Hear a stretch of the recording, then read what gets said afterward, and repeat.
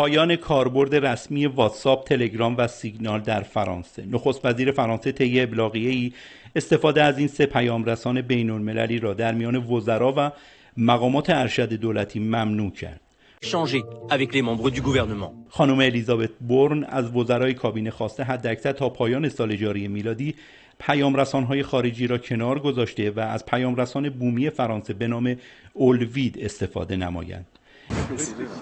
ابلاغیه رسمی دولت فرانسه وزرای کابینه، وزرای مشاور، دستگاه‌ها و نهادهای دولتی و حاکمیتی و نیز به طور غیر مستقیم 577 نماینده مجلس ملی و 348 نماینده مجلس سنا را در بر می‌گیرد.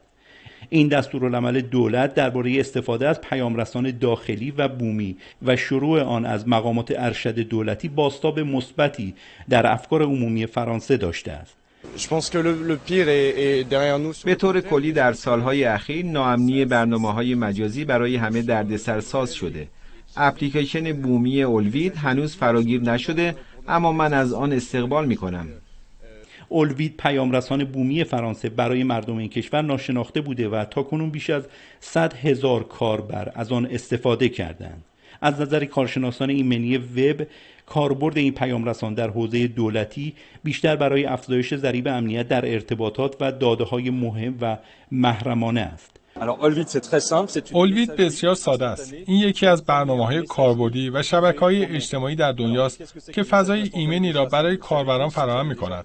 شبکه اولوید به تایید آژانس ملی امنیت اطلاعات فرانسه رسیده و برای امنیت بیشتر در اطلاع رسانی و تبادلات روزانه تعدادی از کارفرمایان فرانسوی و مدیران شرکت‌های بزرگ در بازار بورس این کشور این پیامرسان را جایگزین اپلیکیشن‌های خارجی کردند.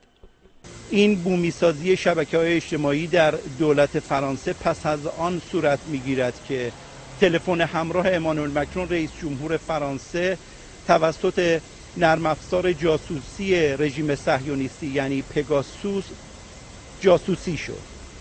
شهسوار حسینی، خبرگزاری صدا و سیما، پاریس.